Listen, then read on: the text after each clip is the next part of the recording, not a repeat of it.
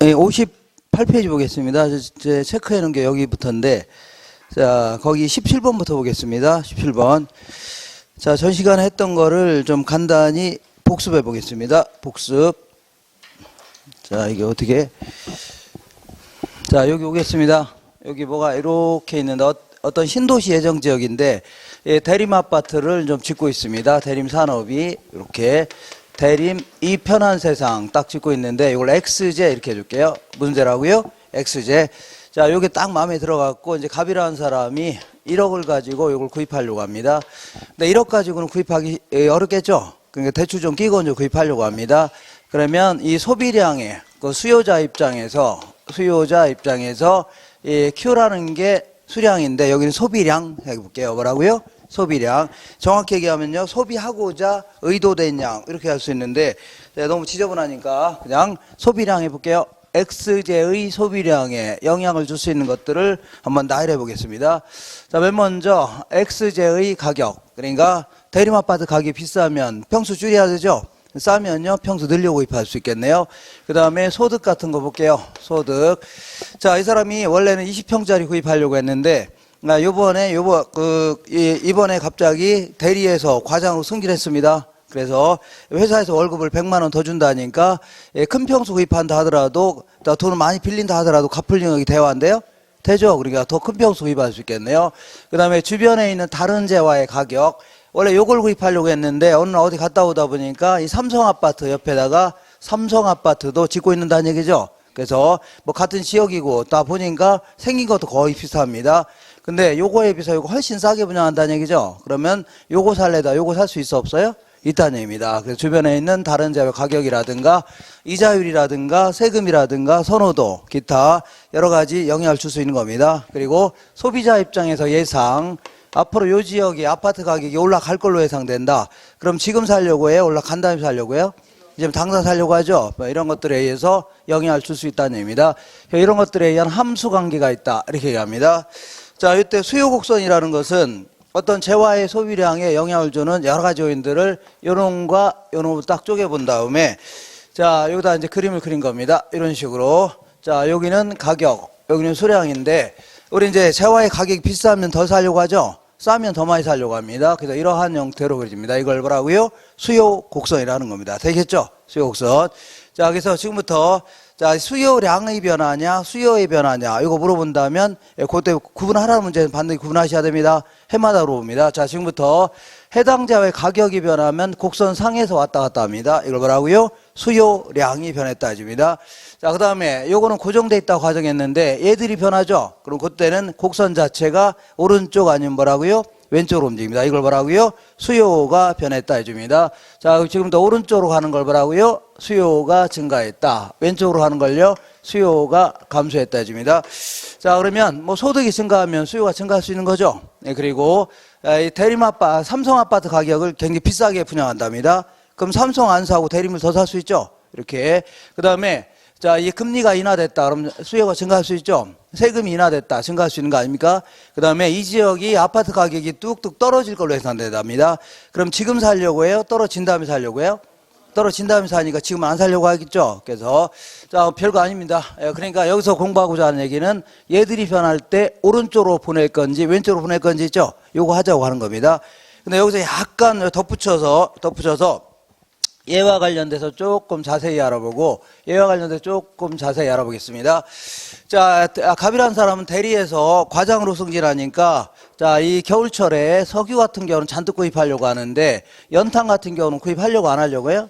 안 하려고 하죠. 죽을 수도 있잖아요. 그리고 소득이 증가하니까 이 고급 아파트 이런 것들은 막 많이 구입하려고 하죠. 근데 달동네에 있는 저급 아파트 이런 거 살려고 안 살려고요?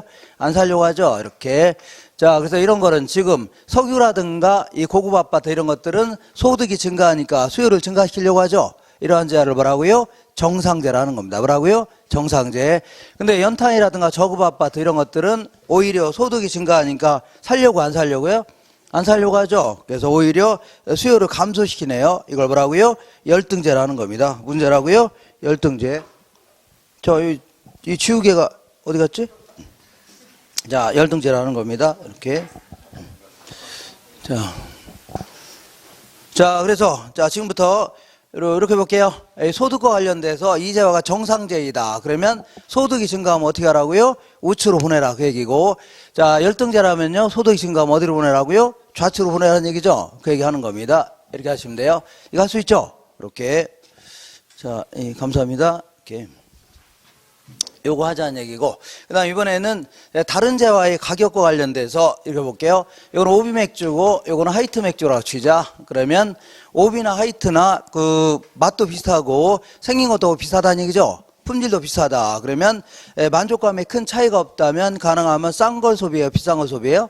싼 걸 소비하려고 할 겁니다. 상대적으로 비싼 걸 덜 사고 싼 걸 더 많이 소비할 수 있죠. 이걸 두 가지를요 대체 관계가 있다 줍니다. 뭐라고요? 대체제. 그래서 만약에 하이트 가격이 비쌌었는데 하이트 가격이 올랐다는 얘기죠. 하이트 안 사고 오비를 더 사려고 하겠네요. 이런 식으로 상대적으로 비싼 놈을 덜 사고 싼 놈을 더 많이 살 수 있죠. 이런 경우 오비 입장에서는 하이트 같은 걸 뭐라고요? 대체제. 하이트 입장에서는 뭐라고요? 오비가 대체제입니다. 그러니까 무조건 대체제 가격이 올랐다. 그럼 하이트가 올랐다는 얘기죠. 하이트 안 사고 오비를 더 사려고 하겠네요. 이렇게 하시면 돼요. 이번에는 사람들은 모두 다 커피에다가 프림을 타먹는다 가정해보자. 이렇게. 그러면 커피가 있으면 항상 뭐가 있어야 돼요? 프림이 있어야 되겠죠. 함께 소비해야 됩니다. 이런 걸요 보완제 관계가 있다 줍니다. 뭐라고요? 보완제. 그러면 프림 가격이 올랐다. 그럼 프림 사려고 안 사려고요? 안 사고. 커피도 덩달아 안 사려고 하죠. 이렇게 해서 보완제 가격이 오르면요 해당 재화의 소요는요 감소하는 겁니다. 그래서 항상 커피하고 프림 생각하시면 돼요. 이렇게 해서 하시면 무리 없이 다 끝낼 겁니다. 자, 이렇게 해서 그리고 시장에서는요 한 사람 한 사람 수요곡선을 전부 다 합친 거 있죠. 이걸 뭐라고요? 시장 전체의 수요곡선 이렇게 얘기합니다. 자, 이번에는 이쪽으로 오겠습니다. 이번에는 이렇게 이 주식회사 대림산업이 여기다 아파트 좀 지으려고 합니다. 자, 그러면 요거를 공급자 입장에서 따져볼게요. 공급자. 자, 지금부터 이거를 X제라고 하는데 Q라는 게요 이 판매량 생각할게요. 뭐라고요? 판매량. 자, 정확히 얘기하면요 판매하고자 의도된 양인데 그냥 판매량 해볼게요. 그러면 XJ 판매량에 영향을 줄 수 있는 것들이 있죠. 그러니까 대림산업이 여기다 아파트 지으려고 하는데 아파트의 판매량에 생산 판매량에 영향을 줄 수 있는 것들이 있죠. 이걸 쭉 한번 나열해 보겠습니다. 자, 이것도 마찬가지 이런 식으로 영향을 받는다는 얘기죠. 그래서 맨 먼저 대림 아파트의 가격. 자, 이 가격이 원래는 한 1200만 원이었는데 그때 한 30동 정도 지으려고 했는데 자, 갑자기 고등학교가 들어온답니다. 그러면 가격이 올라가 안 올라가요? 올라갈 수 있죠. 그러면 더 많이 짓고 싶겠네요. 이런 식으로 해당 재화의 가격, 이게 매우 크게 영향을 주는 겁니다. 두 번째는요 기술 수준 같은 거 볼게요. 원래 여기다 20동을 지으려고 했는데 올해 초에 짓고 있었는데 올해 초에 대림연구소에서 획기적인 기술 개발했답니다. 똑같은 건축 자재로 아파트 짓는다 하더라도 똑같이 20평 짓는다 하더라도 인건비가 반이 절감된답니다. 그럼 돈이 남아요 안 남아요? 남으니까 옆에 더 아파트 땅 구입해서 더 많이 지을 수 있어 없어요? 있죠. 이런 것도 아주 크게 영향을 줄 수 있는 겁니다. 그 다음에 생산 요소의 가격. 아파트 지으려면 뭐가 필요해요? 건축 자재도 있어야 되고 사람도 있어야 되죠. 그리고 땅도 있어야 될 거 아닙니까? 이런 걸요 생산 요소로 하는데 이 대림산업은요 그 생산 요소 건축 자재의 반을 외국에서 수입한다고 치자. 근데 요번 달에 갑자기 자재 가격이 더블로 폭등했습니다. 그러면 자재 구입하는데 돈을 거의 다 쓰다 보니까 돈이 부족하죠. 그럼 아무래도 생산을 좀 줄일 수밖에 없겠네요. 이렇게 영향을 미쳐야 안 미쳐요? 줄 수 있다는 얘기입니다. 생산 요소의 가격 이거에도 세금이라든가 아니면요 금리라든가 소비자 입장 공급자 입장에서의 어떤 목표라든가 기후라든가 아니면요 공급자 측면에서 예상 이것도 영향을 줄 수가 있는 겁니다. 요 지역이 아파트 가격이 올라갈 걸로 예상된다. 그러면 지금 팔고 싶어요? 올라간다 해 팔고 싶어요? 올라간다 해 팔려고 하겠죠. 그러니까 기업의 목표는요 이윤의 극대화 있는 겁니다. 얼마 안 있으면 올라갈 거로 예상된다. 그럼 뭐하러 지금 팝니까? 나중에 팔려고 하죠. 이렇게 이런 것들에 의해서 결국은요 함수 관계가 있다 해줍니다. 자, 그러면 공급 곡선은요 어떤 재화의 판매량에 영향을 줄 수 있는 여러 가지 요인들을 이렇게 쪼개본 다음에 얘들은 일단 고정되어 있다고 가정하고 요놈과의 관계를 그래프로 한번 그려보니까 이렇게 그려집니다. 자, 요거는 가격, 요거는요 수량인데 대림 사람 입장에서 볼게요. 입장에서는 얘들은 평당 1200만 원일 때는 20동 지으려고 했는데 1500만 원 정도 올라가면 더 많이 짓고 싶겠죠. 그러니까 이러한 형태의 판매 행태를 보입니다. 자, 그리고 지금부터 이 공급량의 변화냐, 공급의 변화냐 구분하라는 문제가 나오면 반드시 구분하셔야 돼요. 자, 지금부터 해당 자와의 가격이 변하면요, 곡선 상에서 왔다 갔다 합니다. 이걸 뭐라고요? 공급량이 변했다 해줘요. 알겠죠? 근데 만약에 다 이것들은 고정되어 있다고 가정했는데 이것들이 변하면 어떻게 하냐? 이때는요, 곡선 자체가 오른쪽 아니면 왼쪽으로 움직인다는 얘기죠. 그래서 이걸 뭐가 변했다고요? 공급이 변했다. 오른쪽으로 하는 걸 뭐라고요? 공급이 증가했다. 왼쪽으로 하는 걸요, 공급이 감소했다. 할 수 있죠?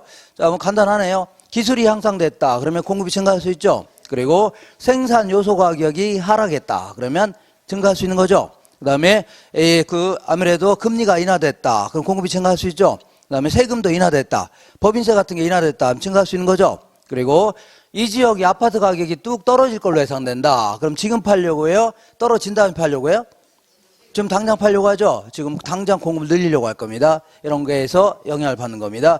그리고 시장에는 아파트 지으려는 회사가 대립만 있는 건 아니겠죠? 삼성, 현대, 대우 다 있을 건데 얘들 다 합친 게 뭐라고요? 시장 전체의 공급성이 되는 겁니다. 그래서 여기서는 어려운 얘기는 없습니다. 그래서 요것만 잘 정리하시면 돼요. 간단히 소득이 정상제 같은 경우는 소득이 증가하면 어디 움직이라고요? 오른쪽. 열등제는요, 왼쪽으로 움직여라. 그 얘기고, 대체제 하면 오비하고 하이트를 딱 써놓은 다음에 이렇게 두 가지는 대체 관계가 있죠. 하이트 가격이 오르면 하이트 안 사고 오비를 더 사려고 하겠죠. 그 얘기 하는 거고. 그 다음에 자, 커피하고 프림이 있다. 얘는 같이 소비해야 되는 거죠. 그럼 프림 가격이 올랐다. 프림 안 사고 커피도 정달 안 사려고 하죠. 이렇게 금방 따지면 됩니다. 이렇게 해서. 자, 이렇게 해서 문제를 통해서 확인해 보겠습니다. 17번 볼게요. 자, 부동산 수요의 58페이지에 17번입니다. 58페이지 17번. 자, 부동산 수요의 변화에 관한 설명으로 요인으로 옳은 것은 소득이 증가하면 수요 곡선이 우측으로 이동하는 제와 소득이 증가할 때 수요가 우측으로 하는 제와를요, 정상제 해주는 겁니다. 문제라고요? 정상제. 자, 무조건 소득이 변할 때 나오는 게 정상제 아니면 열등제입니다. 그리고 주변에 있는 다른 제와의 가격이 변할 때 나오는 용어가 뭐라고요? 대체제, 보완제입니다. 헷갈리지 마세요. 그래서 소득과 관련돼서는 대체제, 보완제가 나오면 돼요, 안 돼요? 안 됩니다. 이거는요, 정상제라는 겁니다. 2번 해볼게요. 소득이 증가함에 따라 수요가 오히려 감소하는 제와 있죠? 이걸 뭐라고요? 정상제가 아니라 열등제입니다. 뭐라고요? 열등제. 그 다음에 아파트 수요가 증가하면 대체 관계가 있는 오피스텔 수요. 자, 여기가 뭐가 있냐면, 다시 여기 볼게요. 이렇게 보겠습니다.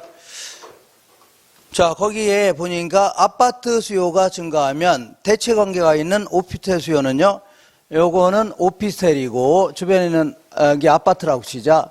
그러면 얘네들 둘은요, 대체 관계가 있다는 얘기죠? 그죠? 그러면 대체제 간에는 소비량이 반대로 움직여요? 같이 움직여요? 자, 생각해 볼게요. 오비하고 화이트가 있다면 상대로 비싼 걸 안 사고 싼 걸 더 많이 사죠? 항상 어떻게 움직여요? 반대로 움직입니다. 보완제 간에는 같이 움직여요? 반대로 움직여요? 같이 움직입니다. 왜냐하면 커피 가격이 올랐죠? 커피 안 사고 프림도 덩달 안 사려고 하죠? 그러니까 같이 움직입니다. 그러니까 지금 아파트 수요가 증가하면, 아파트 수요가 증가했죠? 증가했죠? 그러면 대체 관계가 있는 오피스텔 수요는요, 감소하는 겁니다. 알겠죠? 대체제는 반대로 움직여요? 같이 움직여요? 반대로 움직여야 하잖아요. 그렇잖아요? 지금 가격을 얘기하는 게 아니라 수요량만 가지고 따지는 거죠? 그러니까 아파트의 소비량이 증가했죠? 그러면 오피스텔 수요량은요, 감소하는 겁니다. 대체제는. 이해가 되겠나요? 이렇게. 그 다음에 4번 해볼게요. 보완제 가격이 하락하면 당해 제와인 오피스텔 수요는요, 항상 보완제 하면요, 여기 이렇게 해볼게요. 자, 소비자 입장, 공급자 입장에서 예상 이렇게 해보겠습니다. 자, 항상 보완제 하면 커피하고 뭘 써놓으라고요? 프림 써놓은 다음에 지금 보완제 가격이 하락했죠? 그러면 프림 가격이 하락했죠? 그럼 프림 더 사려고 하죠? 그럼 커피도 덩달아 더 사려고 하겠네요. 수요가 증가해요, 감소해요? 증가하는 겁니다. 자, 그러니까 오피스텔 수요는 감소하는 게 아니라 어떻다고요? 증가하는 겁니다. 그 다음에 아파트 가격이 상승하면 대체 관계가 있는 오피스텔 가격, 그러니까 아파트하고 오피스텔이 있는데 여기는 오피스텔이고 아파트라고 치자. 이 두 가지는 대체 관계가 있다는 얘기죠. 이때 자, 아파트의 가격이 올랐습니다. 아파트가 오르면 아파트 살려고 안 살려고요? 안 사고 오피스텔 더 살려고 하죠. 그럼 수요는 증가해요, 감소해요? 오피스텔 수요 증가해요, 감소해요? 증가할 거 아닙니까? 그러면 수요가 증가하면 가격이 올라가요, 떨어져요? 올라갑니다. 좀 이따 할 겁니다. 그래서 요거는 자, 가격은 상승하게 된다. 이거 맞네요. 가격은 오피스텔 가격은요 상승합니다. 이렇게. 자, 다시 한번 해볼게요. 다시 한번. 자, 대체재 간에는 소비량이 같이 움직여요, 반대로 움직여요? 반대로. 오비하고 화이트가 있다면 반대로 움직이죠? 오비하고 화이트 입장에서 화이트가 올랐다. 그러면 화이트 안 사려고 하고 오비를 더 사려고 하죠. 그 다음에 커피가 있고 뭐가 있어요? 프림이 있다. 그러면 얘들 보완제라고 하죠. 그럼 프림 가격이 올랐다. 프림 안 사려고 하고 얘들 정달 안 사려고 하죠. 그러니까 항상 어떻다고요? 같이 움직입니다. 그러면 18번 볼게요. A 부동산의 가격이 5% 상승했답니다. A 부동산이 있고 B 부동산이 있고 C 부동산이 있는데 A 부동산의 가격이 5% 상승하니까 수요의 법칙에 따라 얘는 살려고 안 살려고요? 안 살려고 하죠? 맞아, 안 맞아요? 맞죠? 수요의 법칙이 뭐예요? 가격이 오르면 안 살려고 하죠? 근데 여기서 끝난 게 아니라 주변에 있는 다른 부동산도 영향을 받았다는 얘기죠? 이렇게. 그러니까 B 부동산의 수요는요, 10% 증가했고, C 부동산은요, 5% 감소했답니다. 그러면 A하고 B는 같이 움직여서 반대로 움직였어요? 반대로 움직였죠? 그러니까 무슨 관계라고요? 대체재 관계가 있는 겁니다. 대체재 관계가 있고, 그 다음에 A하고 C는 같이 움직여서 반대로 움직였어요? 같이 움직였죠? 소비량이 같이 움직였죠? 그러니까 얘는요, 보완제 관계가 있는 겁니다. 무슨 제라고요? 보완제 관계가 있다. 이렇게 할 수 있죠? 이렇게. 보완제. 뭐 헷갈리나요? 네. 안 헷갈리죠? 그러니까 정답은 몇 번이에요? 1번입니다. 자, 20번 보겠습니다. 20번을 지금 정확히 알 수 있다면 공부가 상당히 돼 있는 거고, 아직까지도 이게 뭐가 뭔지 모르겠다. 그럴 경우는 조금 더 신경을 좀 쓰셔야 됩니다. 이렇게. 자, 20번 보겠습니다. 아파트 시장의 수요 곡선을 좌측으로 이동할 수 있는 요인은 모두 몇 개인가? 하나하나 알아볼게요. 수요자의 실질 소득이 증가했다. 이거는요, 수요 우측. 뭐 우측이라고요? 수요 우측. 그 다음에 건축 원자재 가격이 하락했다. 이거는요, 공급 우측입니다. 우리하고 상관없는 겁니다. 우리가 이제 자재 가격이 오르는지 떨어지는지 우리가 어떻게 합니까? 이거는 공급자 측면에서 공급을 증가하는 요인입니다. 사회적으로 인구가 감소했다. 남양주 지역의 인구가 감소하면 아파트 살 사람 줄어드는 거죠. 이건 수요 좌측입니다. 수요 좌측, 시장 전체는. 그 다음에 조심할 게 아파트 가격이 하락했다는 얘기죠. 이거는 곡선을 움직이면 돼야 한대요? 안 됩니다. 곡선 상해 이동입니다. 뭐 이동이라고요? 곡선 상해도 이동시켜야 되지 곡선 자체를 움직이면 안 됩니다. 조심하세요. 아파트 선호도가 감소했다. 이거는 수요 좌측입니다. 뭐 좌측이라고요? 수요 좌측. 자, 대체주택 가격이 하락했다. 그래서 대체재 하면 항상 오비하고 화이트 써놓으면 되죠. 그러면 화이트가 대체주택 가격이 하락했죠. 그럼 화이트 가격이 하락하니까 화이트는 더 살려고 하죠. 그럼 오비는 살려고 안 살려고요? 안 살려고 하니까 수요 좌측입니다. 뭐 좌측이라고요? 수요 좌측. 아파트 담보대출 금리가 하락했다. 이것도 아파트 살 사람 많아지는 거죠. 수요 우측입니다. 그래서 수요 좌측으로 하는 거는 사회적 인구 감소, 그 다음에요, 아파트 선호도 감소, 대체주택 가격 하락했죠. 요 세 놈을 답해야 됩니다. 내내 이런 문제들입니다. 21번 볼게요. 다음은 주택의 수요 공급에 관한 글입니다. 수요 곡선을 D0에서 D1으로 이동할 수 있는 요인은, 자, D0에서 D1으로 이동하는 거니까 수요가 증가해요, 감소해요? 감소하는 요인 아닙니까? D1. 자, 그러면 주택 거래 규제를 완화하겠다. 그러면 아파트 살 사람 많아지는 거죠. 그리고 수요자의 소득이 증가하면 살 사람 많아지죠. 그것도 해당이 안 되고, 대출 금리가 하락했다. 이것도 수요가 증가할 수 있죠. 그리고 그 5번에 주택 건축 자재 가격이 하락했다. 이건 우리하고 상관없다고 했죠. 이거는 공급이 증가하는 겁니다. 뭐가 증가한다고요? 공급. 그러면 정답은 4번인데 대체재 가격이 하락했다. 그럼 무조건 오비하고 화이트 써놓은 다음에 이제 지금 느낌을 알 겁니다. 그러니까 대체재 가격이 하락했죠. 화이트 가격이 하락하니까 화이트는 더 살려고 하죠. 오비 살려고 안 살려고요? 안 살려고 하니까 이게 정답입니다. 이렇게 대체재 가격이 하락했다. 지금쯤 이제 대체할 만한 하락했으니까 그놈 더 살려고 하죠. 지금 요거는 살려고 안 살려고요? 안 살려고 이렇게 하시면 돼요. 자, 22번 보겠습니다. 부동산 시장에서 주택의 공급 폭선을 우측으로 이동하는 요인이 아닌 것은, 자, 이거는 공급 폭선입니다. 이렇게 공급 폭선 이렇게 볼게요. 1번 보겠습니다. 자, 이 주택 건설업체의 수가 증가했다. 이 지역에 아파트 만들어 팔려는 회사가 많아졌다는 얘기죠. 그러면 공급이 증가해 감소해요? 시장 전체의 공급은 증가하는 겁니다. 시장 전체. 그 다음에 2번 볼게요. 주택 건설용 원자재 가격이 하락했다. 그러면 원자재 가격이 하락하니까 공급이 증가해 감소해요? 증가하는 겁니다. 그 다음에 4번부터 먼저 볼게요. 새로운 건설 기술의 개발에 따라서 원가가 절감됐다는 얘기죠. 그러면 공급이 증가할 수 있겠네요. 그 다음에 주택 건설용 토지 가격이 하락했다. 그러면 이것도 토지를 싸게 구입할 수 있으니까 아파트 질 사람 많아지는 거죠. 공급이 증가하는 겁니다. 근데 3번은요. 만약에 이자율이 상승했다. 이자율이 뭐라고요? 상승하게 되면 이거는요. 우리 입장에서는 이자율이 올라갔죠. 그러면 아무래도 돈 빌리는 게 좀 꺼려할 겁니다. 그러니까 아파트 수요도 감소하는 겁니다. 그리고 건설업자들도 걔들은 거의 대부분 돈 빌려서 아파트 지는 겁니다. 그러니까 이 금리가 올라가니까 아무래도 돈 빌리기가 힘들죠. 아니면 안 빌리려고 하겠죠. 그러니까 아무래도 공급도 감소하는 겁니다. 뭐 감소한다고요? 공급. 근데 여기서는요.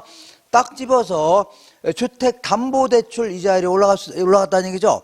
이거는 정부에서 정책적으로 담보대출 금리가 올릴 수도 있는 겁니다. 건설업자한테 금리는 빌려주는 건축대부 있죠. 요 이자율은 고정시킨 상태에서 동결시킨 상태에서 담보대출 이자율만 올릴 수 있어 없어요? 올릴 수 있죠. 그러니까 여기서는 딱 집어서 담보대출 이자율이 올랐다고 했죠. 그러니까 이거는요 수요에 영향을 미치는 겁니다. 뭐에 미친다고요? 수요. 그러니까 수요가 이자율이 올라가니까 아파트 수요가 감소하겠죠. 이게 정답입니다. 수요가 감소하는 겁니다. 이건 공급하고 상관없는 겁니다. 그 해설 다 지우세요. 그 해설 그렇게 다루면 안 돼요. 항상 이거는요 우리 입장에서 따지는 겁니다. 누구 입장하고요? 우리 입장에서. 자, 이 경제학에서는요 이거는 순전히 우리 입장에서 따지는 거고, 이거는요 공급자 입장에서 생산비와 관련돼서 따지는 겁니다. 그렇기 때문에 해설 그렇게 다루면 안 돼요. 안 됩니다. 무조건 수요가 뭐라고요? 좌측으로 움직이는 겁니다. 아셨죠? 이렇게 하셔야 돼요. 한 장 넘겨볼게요. 넘겨보시면, 자, 24번 보겠습니다. 24번. 자, 시장에서는요, 개별 수요자들의 수요곡선을 전부 다 합친 거 있죠? 합쳤죠? 이걸요, 시장 전체의 뭐가 돼요? 수요곡선이 하는 겁니다. 시장 전체 뭐라고요? 수요곡선 해주는데, 자, 만약에 한번 읽어볼게요. 24번. 어떤 부동산에 대한 시장 수요 함수가 P는요, 100-4QD랍니다. 100- 어떻다고요? 4QD. 현재 시장 수요 함수가 P는요, 100-4QD래요. 이렇게. 이게 시장 수요 함수죠? 이렇게. 맞지 않나요? 자, 4QD인데, 자, QD는요, 그런 거 다 무시하시고, 자, 이 시장에서 수요자가 모두 동일한 개별 수요 함수를 갖는데, 이 시장의 수요자 수가 4배로 된다면 새로운 시장 수요 함수는, 자, 그럼 만약에 이거 듣기만 하세요. 듣기만 하세요. 만약에 문제에서 Q로 정해져 있다. QD가 예를 들어서 300 마이너스, 자, 이 3P라고 이렇게 정해져 있다고 치자. 뭐 2P라고 했고요. 몇 P라고요? 2P. 이렇게 주어진 경우 있죠? 2P가 돼 있다. 이렇게 주어지는 경우 있죠? 이럴 경우는 수요자의 수가 4배로 증가하게 되면요, 소비량도, 이게 수요량 아닙니까? 수요량도 몇 배가 돼요? 4배가 되는 겁니다. 4배가 돼요. 그렇기 때문에 그대로 여기다가 곱하기 4배 해주면 됩니다. 몇 배라고요? 4배. 이렇게 해서 계산하면 돼요. 이렇게 답하시면 돼요. 근데 그럼 이렇게 되는 거 아닙니까? 근데 만약 이렇게 P에 대해서 정리한 걸로 물어보는 경우 있죠? 이런 경우는 Q에 대해서 남겨놓고 다 넘겨야 됩니다. 넘긴 다음에 4배를 곱해야 되겠죠? 그럼 다시 또 돌려놔야 됩니다. 그러면 시간이 걸려요, 안 걸려요? 꽤 걸리니까 이런 식으로 문제 물으면 그냥 암기하세요. 암기. 무조건 이렇게 하시면 돼요. 자, 이게 이제 QD 아닙니까? QD죠? 그럼 요 사이에다가 요 사이 있죠? 사이에다가 4배를 증가했다 그러면 4분의 1 해주면 돼요. 만약에 10배를 증가했다 그러면 몇 분의 1이라고요? 10분의 1. 100배를 증가했다 그러면요? 100분의 1 해주면 돼요. 이렇게 해주면 됩니다.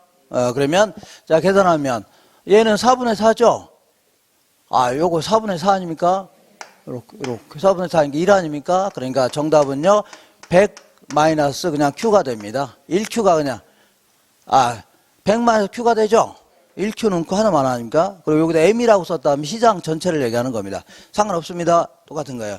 정답은 2번이 정답입니다. 몇 번이라고요? 2번. 이렇게 할 수 있죠? 만약 이거 한번 물어본 적이 있는데, 만약에 물어본다면 저렇게 물어볼 겁니다. 저렇게 물으면 이렇게 답할 수 있죠? 이렇게 하시면 돼요. 자, 그 다음에 25번 보겠습니다. 부동산 공급의 개념에 대한 설명으로 틀린 것은, 자, 이자율이 하락하면, 자, 이자율이 하락하게 되면, 자, 이 건설업자도 이자율이 하락했죠? 그러니까, 그 은행한테 줄 돈이 줄어요? 많아요? 줄어드니까 공급을 더 늘릴 수 있는 거죠? 그러니까, 생산비가 하락하는 바람에, 은행에다 줄 돈이 줄어드니까 생산비가 줄어든 겁니다. 생산비가 하락하는 바람에 신규 주택 공급이 증가해요? 안 해요? 증가할 수 있는 겁니다. 2번 볼게요. 부동산 가격 이외의 다른 요인이 변하면, 자, 부동산 가격 이외의 다른 요인이 변하게 되면 곡선 자체가 움직이죠? 이걸요, 공급이 변했다 해줍니다. 읽어볼게요. 자, 다른 요인이 변하면 부동산 공급이 변하여 공급 곡선상에서 변화가 일어나는 게 아니라 곡선 자체의 변화가 일어난다. 곡선상이 아니라 어떻다고요? 곡선 자체의 변화가 일어난다 해줘야 됩니다. 세 번째 볼게요. 공급 곡선은 각 임대료 수준에서, 임대주택이라면, 이게 임대주택이라면요, 각 임대료 수준에서 생산자가 기꺼이 공급하려 하고, 그 다음에 공급할 수 있는 능력도 있어야 되죠. 그러니까 공급할 수 있는 공급량을 쭉 연결한 곡선이죠. 이걸요, 공급 곡선이라는 겁니다. 되겠죠? 이렇게. 공급량이 뭐라고요? 해당 제어 가격 수준에서 그만큼 공급하고자 한다는 얘기죠. 공급할 수 있는 능력도 있어야 됩니다. 자, 그 다음에 4번 볼게요. 부동산 공급량이란, 자, 문제에서 이렇게 하셔야 돼요. 자, 이렇게 기억하세요. 자, 문제에서 분명히 얘가 공급량의 변화냐, 공급의 변화냐 물어보는 거 있죠? 그때만 구분하셔야 돼요. 그 나머지는 다 넓은 의미에 그냥 판매량 생각하시면 돼요. 나머지 답을 하고요. 넓은 의미 어떻다고요? 판매량. 다시 할게요. 이게 공급량의 변화냐, 공급의 변화냐 물어보는 문제 있죠? 거기서만 구분하시고 다른 건 답을 하고요. 그냥 넓은 의미에 다 판매량입니다. 이렇게 하셔야 돼요. 이렇게. 자, 그러면 자, 부동산 공급량이란 주어진 가격 수준에서 생산자가 판매하고자 의도하는 재화나 서비스의 총량 있죠? 이걸 얘기하는 건 맞는 겁니다. 이런 식으로 하면 다 맞는 거예요. 자, 다른 조건이 동일하다면 부동산의 가격이 올라가면, 자, 공급의 법칙이 뭐예요? 자, 가격이 올라가면 공급량 늘리려고 하죠? 가격이 하락하면 공급량 줄이려고 하죠? 공급의 법칙이라는 겁니다. 자, 다른 조건이 동일하다면 부동산의 가격이 상승하면 공급량은 증가하고 가격이 하락하면요, 공급량도 감소하는 겁니다. 이렇게 하셔야 돼요. 한 페이지 넘겨보겠습니다. 자, 넘겨보시면 64페이지 왼쪽에 있는 거는 다 탄력도를 얘기하는 거기 때문에 이거는 이따 나중에 해도 됩니다. 하지 마세요. 자, 29번 볼게요. 29번. 다음 중 부동산 공급에 대한 설명으로 틀린 것은, 자, 공급 곡선이라는 게 뭐예요? 이게 각 가격 수준에서 공급하고자 하는 양 있죠? 쭉 연결한 겁니다. 자, 공급 곡선은요, 각 임대료가 가격입니다. 임대료 수준에서 생산자가 기꺼이 공급하려고 하고 공급할 수 있는 능력도 있어야 되죠? 할 수 있는 공급량을 쭉 연결한 곡선이다. 맞는 겁니다. 그 다음에, 자, 이 지역에 아파트를 질려는 회사가 대림하고 그 다음에 삼성밖에 없다고 치자. 삼성밖에 없다고 치면 얘들은 이렇게 그려져야 안 그려져? 그려질 수 있죠? 얘도 이렇게 그려져 안 그려져? 그려지죠? 그러면 두 회사의 시장 전체는요, 두 회사의 공급선을 전부 다 합친 겁니다. 수평적으로. 이러더라고요. 시장 전체가 되는데 얘를 그리게 되면요, 상당히 완만한 형태로 그려집니다. 어떤 형태라고요? 이렇게 완만한 형태. 이렇게 그려져요? 이렇게 그려져요?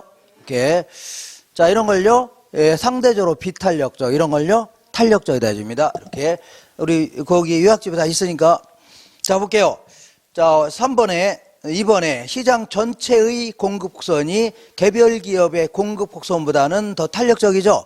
이런 걸요, 비탄력적, 이런 걸 형태를요, 상대적으로 탄력적 해줍니다. 이렇게 탄력적. 자, 이런 걸요, 기울기가 급하다. 이런 걸요, 완만하다 해줍니다. 합치게 되면 이렇게 그려줍니다. 합치게 되면. 그런 줄 아세요?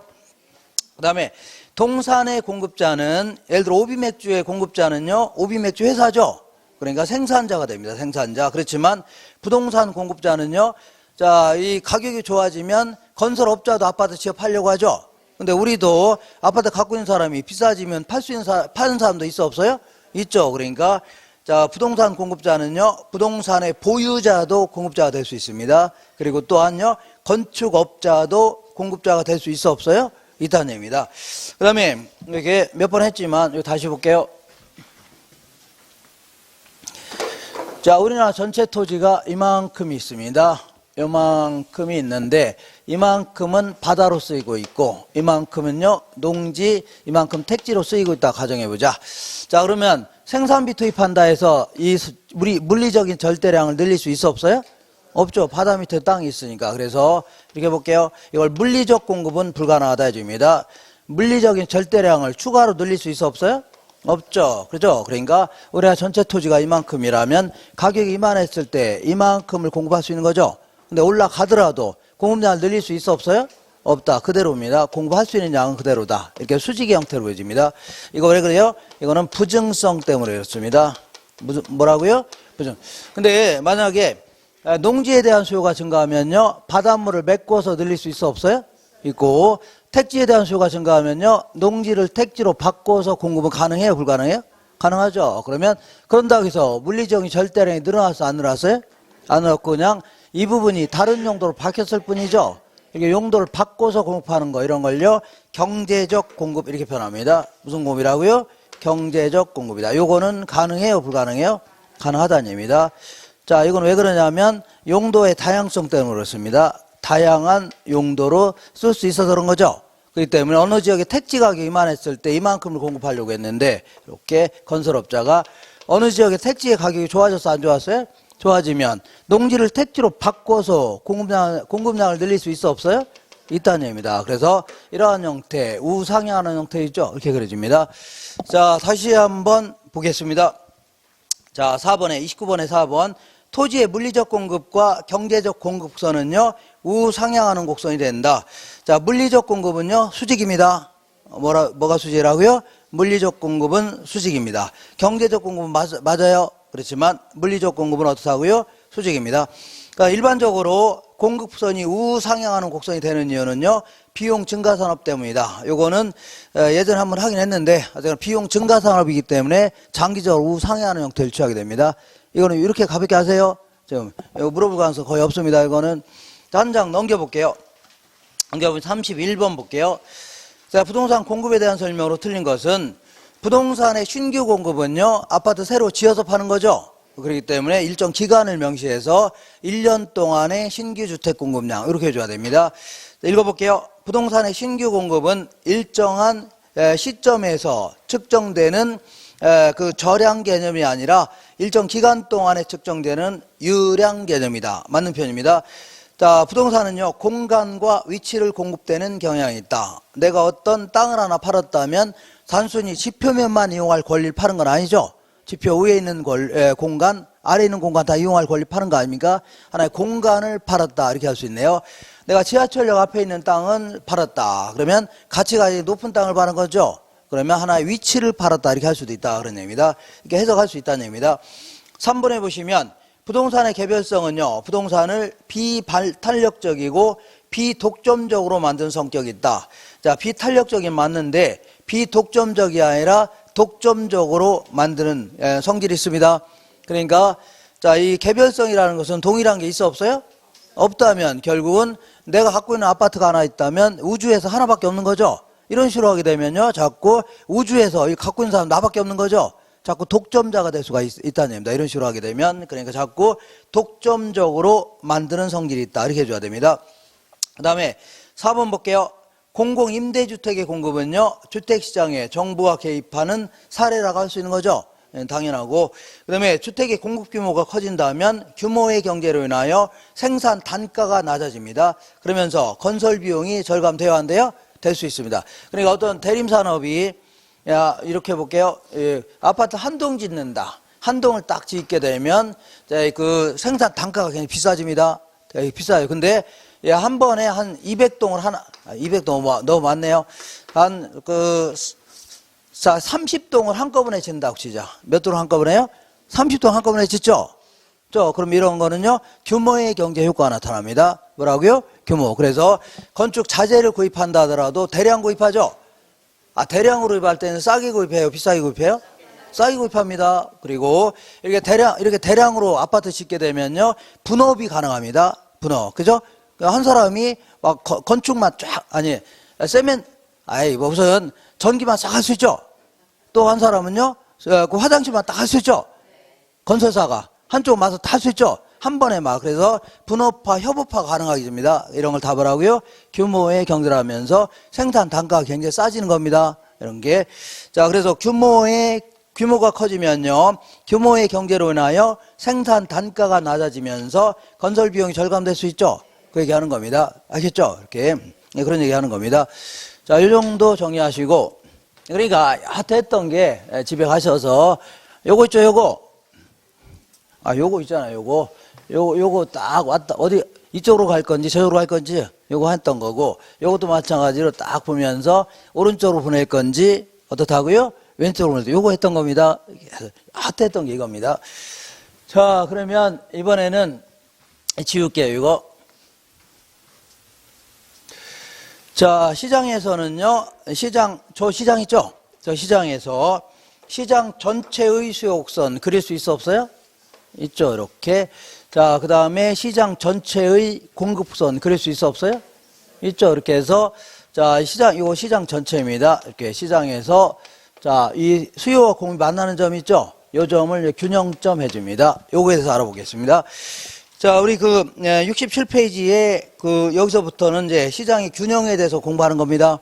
요거는요, 우리 교재가 여기서는 요약집 얘기하는 겁니다. 요거는요, 32페이지에 있습니다. 몇 페이지라고요? 32페이지. 자, 일단 지저분하니까 지울게요. 다 지우고.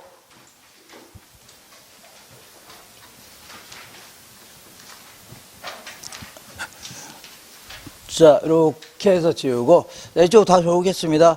자, 시장에서는요, 수요와 공급이 만나는 점 있죠? 요걸 균형점 해줍니다. 이퀄리티 갖고 오라고요? 균형점 해줍니다. 이게 왜 균형점이냐면, 시장 균형에서 수요라든가 공급의 변화가 없는 상태에서 벗어나죠? 다 돌아오려고 합니다. 벗어나죠? 돌아가려고 합니다. 자꾸 이 점에 머물려고 합니다. 자, 왜 그런가 볼게요. 자, 어쨌거나 용어를 정리해 볼게요. 자, 균형점 하의 가격을요, 균형 가격 이렇게 표현해 볼게요.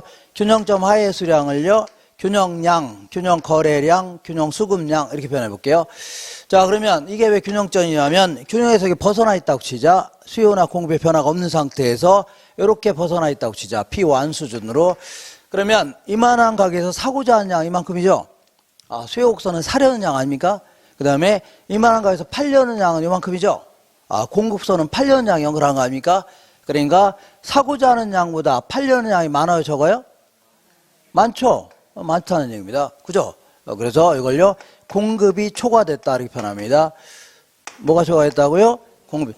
자, 그러니까 어떤 아파트 단지가 있는데, 여기 현대 아이파크 아파트 단지가 있는데, 아파트 살 사람은 5명밖에 안 되는데, 팔려고 나와 있는 거는 한 2천, 너무 많네요. 한 500채는 된다는 얘기죠?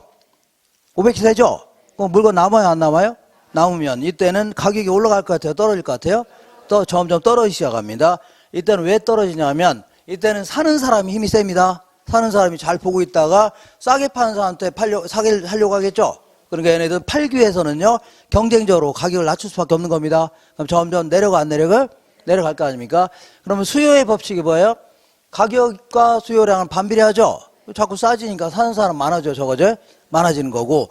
공급의 법칙은 뭐예요? 가격과 공급량은 비례합니다. 가격이 자꾸 떨어지니까, 자, 팔려고 했다가 안 팔려고 줄어드는 거죠? 그래서 이 점에 이르는 건데, 자, 결과적으로 물건이 한 개라도 남는 한은 계속 떨어집니다. 근데 요 점에서는 사고자 하는 양과 팔고자 하는 양이 일치하죠? 더 이상 떨어져 안 떨어져요? 안 떨어진다 아닙니다. 반대로 P2 수준으로 벗어나 있다고 치자. 그러면 이만한 가게에서 팔려는 양 이만큼이죠? 사고자 하는 양 이렇게 많잖아요. 그러면 사는 사람이 많아요, 적어요? 많죠? 이걸요, 수요가 초과됐다 이렇게 표현합니다. 그러니까 이 현대 아이파크 아파트 단지가 있는데 아파트 팔려고 내는 거는 10채밖에 안 되는데 한 2,000명이 서로 아줌마들이 가서 서로 살려고 해야 하나요? 하죠. 이런 걸요. 초과 수요라는 겁니다. 그럼 이때는 가격이 올라갈 것 같아요? 떨어질 것 같아요? 올라가기 시작합니다. 왜냐하면 이때는요. 공급자가 힘이 셉니다. 5채 내놓은 사람들 있죠? 이런 사람들이 잘 보고 있다가 돈 많이 주겠다는 사람한테 살려고 하죠. 그러니까 얘네들은 사기 위해서는 아줌마들 2,000명이 사기 위해서는 자꾸 경쟁력을 올릴 수밖에 없는 겁니다. 올라간 사람한테 비싸게 팔려는 사람한테 살려고 할 거 아닙니까? 그러니까 당연히 올라가 안 올라가요? 올라가기 시작합니다. 되셨죠? 그래서 자 그러면 비싸게 그 점점 올라가 안 올라가요? 올라가죠? 그러면 공급의 법칙에 따라 공급량은 늘어나 안 늘어나요? 늘어나고 수요의 법칙에 따라 소비량은 줄어들겠죠? 자꾸 올라가니까 안 살려고 줄어들 거 아닙니까? 맞아? 여기서 이러는데 다시 해볼게요. 자, 아파트 단지가 있는데 팔려고 내는 거는 10채죠? 사고자 하는 사람은 2,000명이죠? 그러면 물건이 뭐가 생겼다고 초과 수요가 발생한 거죠? 서로 막 살려고 할 거 아닙니까? 그럼 이때는 팔려는 사람한테 힘이 세지는 겁니다. 팔려는 사람이 돈을 많이 주겠다는 사람한테 팔려고 하겠죠? 그러면 사기 위해서는 2,000명 중에 사기 위해서는 돈을 비싸게 부른 사람이 살 수밖에 없는 거죠? 자꾸 올라가 안 올라가요? 올라가기 시작합니다. 그러면 공급의 법칙에 따라 공급량 늘리고 싶겠죠? 수요의 법칙에 따라 자꾸 올라가니까 이만큼 살래다. 못 사겠다. 줄어드는 거죠? 요즘에 이러는 겁니다.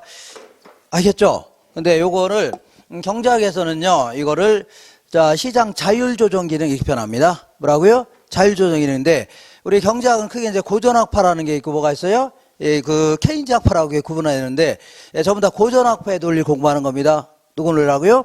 고전학파의 논리는요, 이 균형에서 벗어나죠? 그럼 즉각적으로 신속하게 가격과 수량이 조정되면서 어디에 이른다고요? 균형점에 이르는 겁니다. 그래서 균형에서 벗어나 있는 거는 극히 일시적인 현상이라는 얘기죠. 곧바로 어디로 돌아요? 균형점에 돌아오는 겁니다. 알겠나요? 그러니까 균형에서 벗어나 있는 것은 극히 일시적인 현상이다. 곧바로 어디로 온다고요? 균형점에 이르는 겁니다. 그러니까 잠깐 벗어나 있다 하더라도 곧바로 돌아온다는 얘기죠. 이렇게 하시고 그러면 이렇게 이게 이제 균형점인데 수요와 공급이 만나는 점에서 균형 가격과 수량이 딱 결정되어 있었는데 P0 얘는 뭐랄까요? Q0. 근데 만약에 요 지역이 인구가 증가했다고 치자. 그러면 아파트 살 사람 많아져 적어져? 소득 같은 게 증가하면 아파트 살 사람 많아지는 거죠? 그러면 수요가 이제 증가할 겁니다. 이렇게. 그러면 수요가 이게 이제 지금부터 이제 수요가 변하는 경우 생각할게요. 뭐가 변하는 거라고요? 수요가 변화하는 경우. 우리 조금 전에 공부했었죠? 수요가 변하는 거.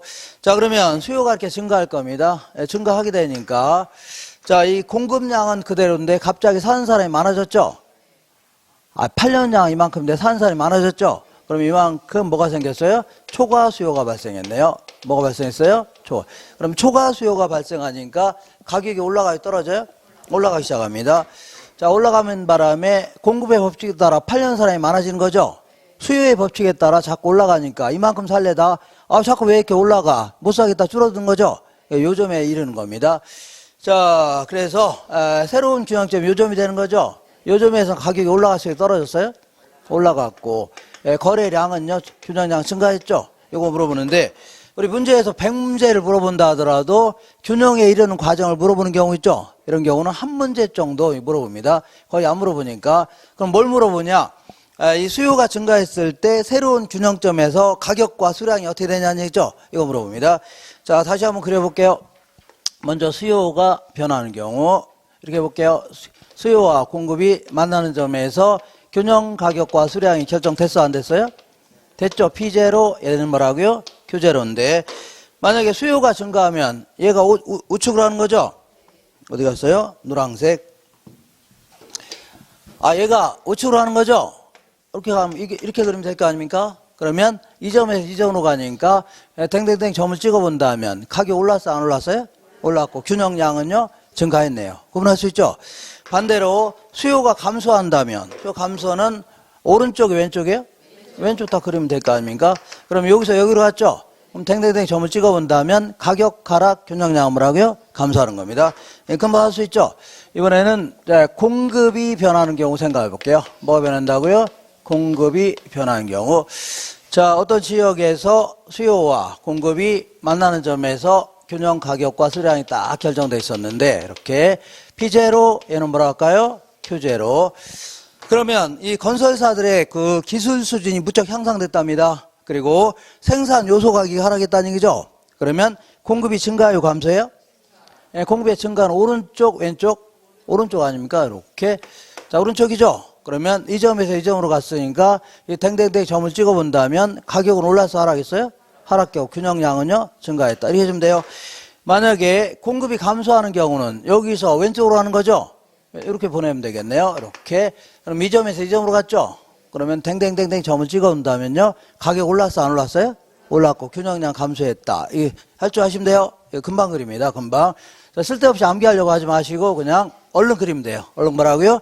예, 그림을 그려서 몇 번 하지만 쓸데없이 암기하지 마시고 그림 그려서 해결하는 게 가장 빠르고 가장 안전하고 가장 머릿속에 상쾌하게 정리할 수 있습니다. 쓸데없이 하지 마세요. 이렇게.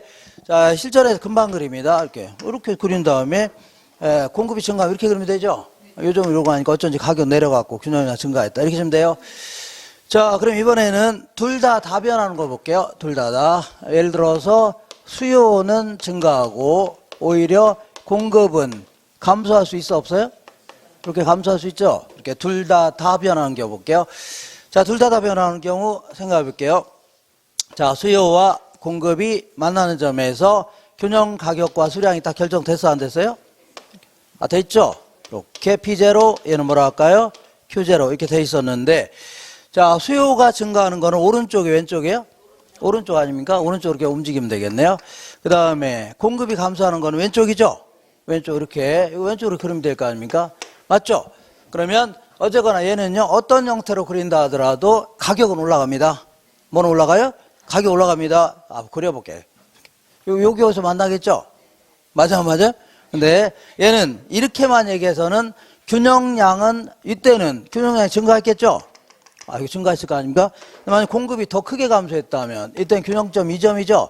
이 점에서는 오히려 균형량은요, 줄어들었네요. 그러니까, 이렇게만 물어본다면 균형량은 알 수 있어, 없어요? 없는 겁니다. 가격만 올라가는 거.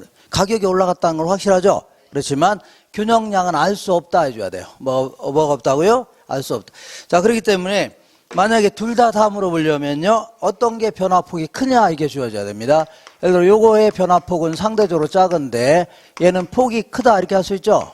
이렇게 한다면 둘 다 물어봅니다. 둘 다. 자, 보세요.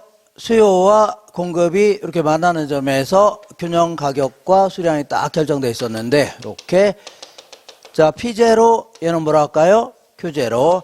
근데 이제 수요의 증가는 오른쪽이 왼쪽이에요? 오른쪽이죠? 오른쪽으로 이렇게 그리면 되겠네요. 근데 이 변화폭이 커요, 작아요? 얼마 안 되죠? 근데 공급의 감소는 왼쪽이죠? 왼쪽으로 가는 폭은 커요, 작아요? 크다는 얘기입니다. 이런 식으로. 여기 가는 얼마 안 되죠? 여기서 여기 가는 크다는 얘기입니다. 그러면 새로운 균형점은 이 점에서 이 점으로 바뀌었죠? 여기 댕댕댕 점을 찍어 볼게요. 이렇게 찍어 본다면 가격은 올라서 떨어졌어요? 올라갔고 균형량은 감소했네요. 자, 가격은 올라갔다. 그 다음에 균형량 감소했다. 이게 정답이에요. 이렇게 답하시면 돼요. 근데 얘는 문제 풀다가 오류를 범할 가능성은 하나도 없습니다. 딴 생각하다가 오류를 범하는 거지 절대 오류를 범할 수가 없는 겁니다. 알겠죠? 그래서 자, 이게 가격이라는 거하고 이게 수량이죠? 이런 거 모르는 상태는 틀릴 수가 있지만 그렇지 않은 상태라면 그동안 공부했는데 이쪽이 가격이라는 거 알아요, 몰라요? 알 거 아닙니까? 이쪽은 수량이죠? 예, 그러니까 다 이걸 오류를 범할 가능성이 없는데 얘는 그림을 그리다 보면 아, 수요는 증가했다고 하고 폭은 더 작다고 하면 헷갈려, 안 헷갈려?